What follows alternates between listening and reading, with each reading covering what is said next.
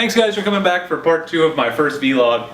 I was talking about the HTC One 9, the developer edition. It looks like that should be coming out. As I said, I ordered that from HTC. Hopefully that back order email is not that big of a deal. We do get it in our hands. We're going to have some videos up on that coming up. Myself, Cito Max, Shane Starnes. Hopefully we'll have a review video for you sometime in the next few weeks. And then I'm hoping to organize a roundtable discussion between the three of us talking about what we liked about each of the devices. It would be great to get a different perspective for all of you. All three of us use our phones in different ways, of course. So hopefully, if you get three different perspectives, then you can sort of see how three different people feel about the phone. Maybe you can get an overall consensus about which one might be better for you. Overall, the HTC One M9 looks like a great phone to me. The camera is the one thing that HTC needs to improve if they want to continue competing, especially with Samsung and LG making such big strides.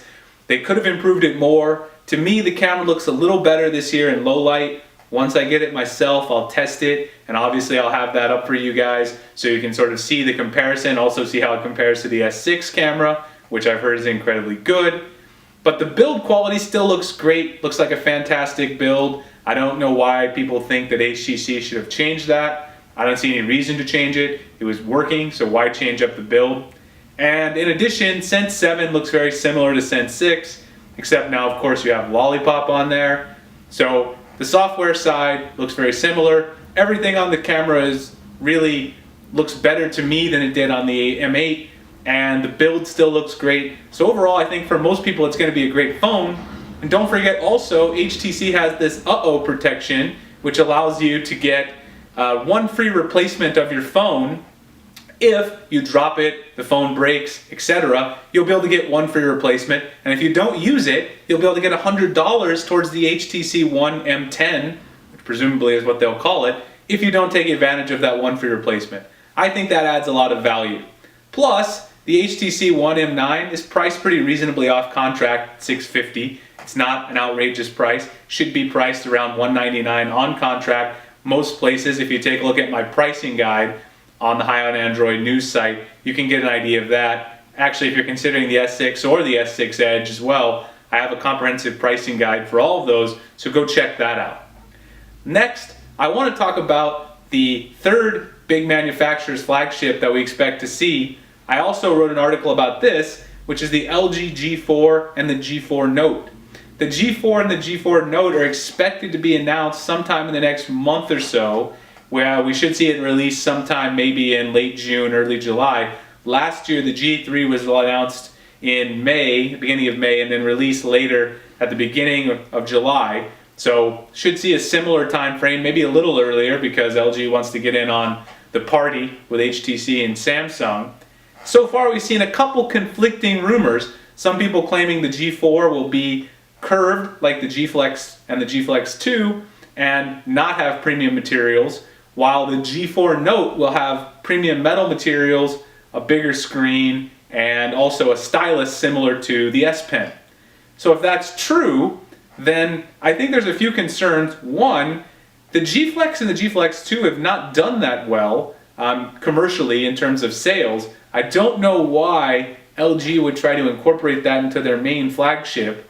And also, if the G4 is really going to be the flagship, I feel like they would want to transition to premium materials on that phone because the S6, the S6 Edge, the M9, even the iPhone, they all have premium builds now, and it's going to be hard for LG to compete perhaps with the plastic build. On the other side, the G4 Note looks like it's going to be the real flagship if it has a premium metal construction, a bigger screen, and a stylus. Along with Quad HD, that sounds like a beast of a phone. The one area you have to be concerned about is if they implement a stylus system, the software, the responsiveness, all these things need to be on par or better than the Note series in order to compete with Samsung.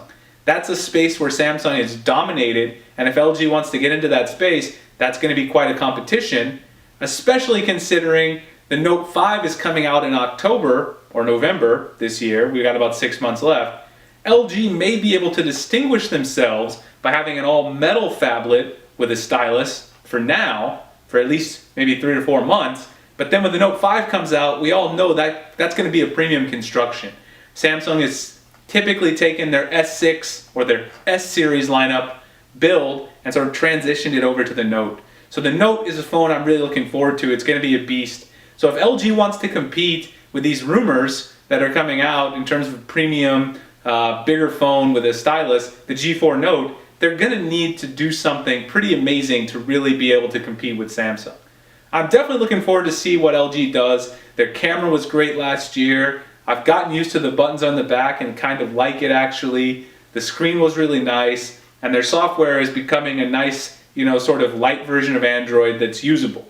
So I'm looking forward to see what LG does. We're going to have all of that coverage for you on the site. So if you want to see the rumors, more rumors, I've already wrote about a bunch of them, but more rumors that are coming out, if you want to see that, check out news.highandandroid.com. I'll keep you up to date.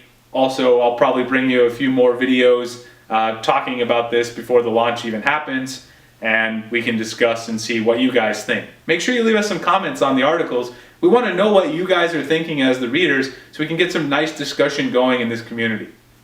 Lastly, I want to talk about Android Auto. I had an Android Auto unit, the Pioneer 4100 NEX, installed in my 2014 Honda Accord this week, and I want to talk about a few of the trade-offs quickly. I'm actually going to write up an article and a full video review of Android Auto and the Pioneer unit. But if you have a newer car, there are some trade-offs to getting Android Auto.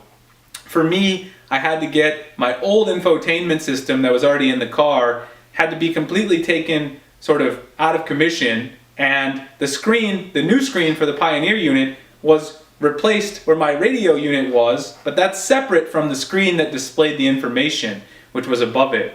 So now I have a black screen in my car, right above the Pioneer screen that contains the Android Auto unit. So if you don't want a black screen just looking at you, even though it's an extra screen in some sense, that's one trade-off. It looks a little strange, I'll admit. But also some other things like you need to probably maybe get a different backup camera because your factory backup camera may not have the right connections for the unit. You may also need an expensive steering wheel controller to use your volume and seat controls on your steering wheel. I needed a more expensive one. Some of the cheaper ones don't work on the newer cars. That's a problem. So overall, there's a few trade-offs, but the Android Auto itself is fantastic. The play music works great. It would be nice if you could scroll through artists, etc. Right now, you're limited to playlists and radio and your Listen Now feature, but I'm sure Google will add that eventually. Maps looks fantastic. It's exactly how you would want navigation on your car. And the other apps that work, like Pocket Cast, I use for podcasts a lot, that app looks great. The UI is fantastic. And of course you get Google Now, voice search, and that all works great. You can view your schedule, make a call, even send a Hangouts message. And if you get messages in Hangouts, you see the notification on the screen, and you have the option to reply to the person right there. It's very convenient, and I do think that it will stop me from using my phone so much in the car, but time's going to tell whether or not my trade-offs, having this black screen that looks strange, losing my factory backup cam, and the money that I spent to get this installed. The unit I actually got a good deal on for about $530, an open box unit at Best Buy, and I had a 10% off coupon from the post office I used.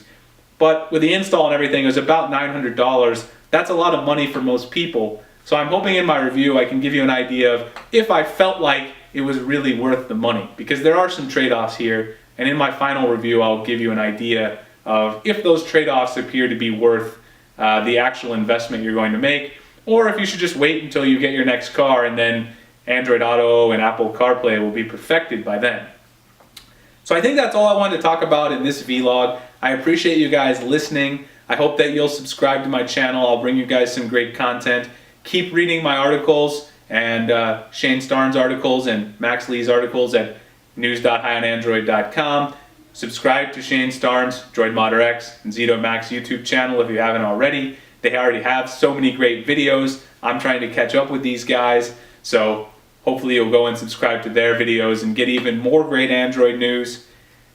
And lastly, I just want to say that I really appreciate you taking time to watch this one. I know this one was really long in the beginning and sort of took a break, came back and had a little more to say. And also I apologize that this video is a vlog, so I'm not going to edit it.